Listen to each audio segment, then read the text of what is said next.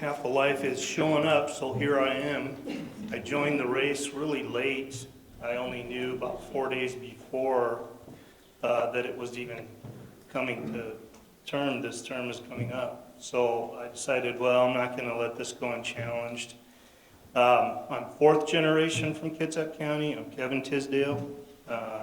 Mostly what I've seen is in working for City of Seattle and King County, I've seen the development model creep in from over there to over here, and nothing but passiveness from county commissioners. They're not really working seemingly for us.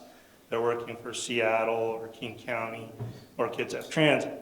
And they say growth with a big smile every year, and it's all good. But I've seen the model, and it doesn't create commerce or revenue.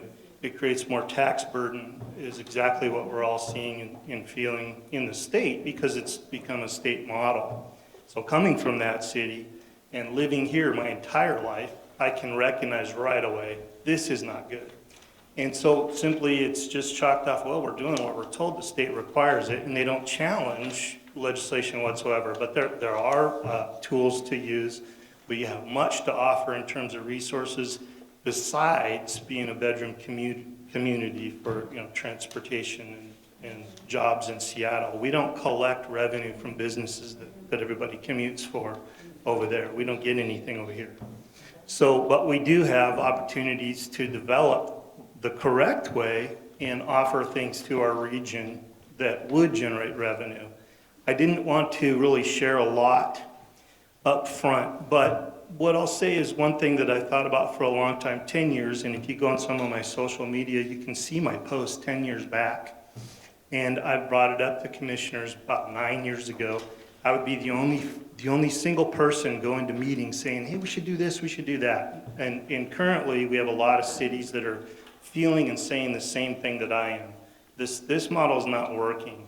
Eventually, the tax burden is becoming too much. So I'm not saying that we shouldn't develop, but we should develop wisely, and we should develop revenue at the same time. And we have that to offer, but before it's too late and we just build all this housing, we have to do something. So here I am. I'll share it. I didn't want to share it for a long time, but one of the things I've thought about for a long time is the Port of Bremerton has a lot of property that we could use, and we can use it for regional service and do a waste-to-energy plant. We could also do biosolids there. I'm a wastewater treatment plant operator. That's been the career path my whole career in civil service. So right now, all of the wastewater treatment plants, they ship all of the solids clear over to Eastern Washington. And so you can imagine those truckloads every day and the fuel it takes to do that. But it's a resource, and it's very expensive to ship that there. So you want to now make this population even more dense and increase also the pharmaceuticals and pollutants, but then you want to charge everybody the Climate Commitment Act, right? So that's in conflict in my mind, and we have maybe an opportunity to shorten up that transit and burn that here. But that again, Spokane does this, and they generate $5 million a year in revenue, but they're in conflict right now with the CCA, the Climate Commitment Act. Well, there's solutions to all of that, and that's what I intend to do, is go and explore the solutions, negotiate our legislation that says you have to develop this much there. I want to go and say, well, maybe housing isn't it, and for sure, in a more local setting, I for sure don't want to see any more development right on the water.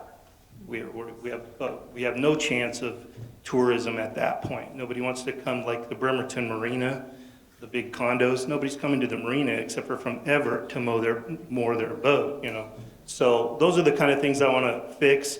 I think we need another hospital, quite frankly. We have one for a whole peninsula.